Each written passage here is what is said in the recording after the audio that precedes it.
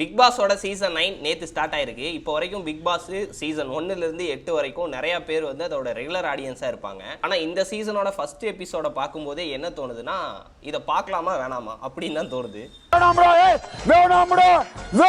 ஏன்னா இதுக்கு முன்னாடி சீசன் எல்லாத்துலேயும் இவங்க பிக் பண்ணியிருக்கிற கண்டஸ்டன்ட் எல்லாம் எப்படி இருப்பாங்கன்னா, அவங்க எல்லாரும் பயங்கர டேலண்டடாக இருப்பாங்க, ஆனால் அண்டர் ரேட்டடாக இருப்பாங்க. உதாரணத்துக்கு ஜித்தன் ரமேஷ்னு ஒருத்தர் இருப்பார். அவர் ஒரு பயங்கரமான படம் நடிச்சிருந்தாலும் அதுக்கப்புறம் அவருக்கு பெருசாக வந்து வாய்ப்பு கிடைச்சிருக்காது.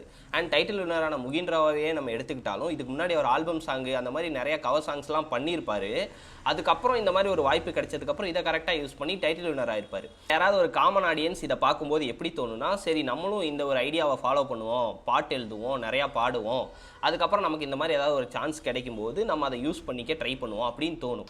ஆனால் இந்த மாதிரியான ஒரு சில பேரை நம்ம பிக் பண்ணி ஒரு ஷோ நடத்தும் போது அதை பார்க்குற ஒரு காமனான ஒரு ஆட்களுக்கு நம்மளும் இதெல்லாம் பண்ணுவோம் அப்படின்னு தோணிடுச்சுன்னா என்ன பண்ண முடியும்? புரியல எனக்கு.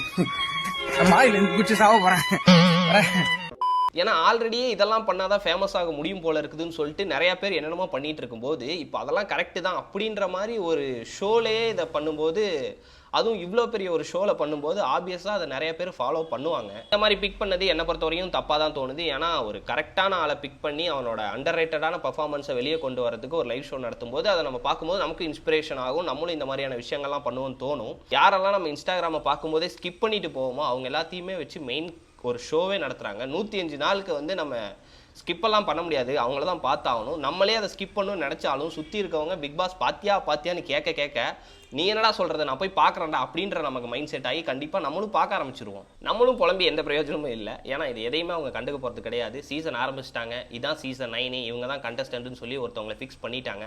அடுத்த 105 நாளைக்கு நமக்கு பிடிக்கலினாலும் அவங்கள நம்ம பார்த்து தான் ஆகணும். ஸோ பார்ப்போம், ஏதாவது ஒரு இன்ட்ரெஸ்டான விஷயம் வந்ததுன்னா அதை வச்சு வீடியோவாக போடுறேன். நன்றி.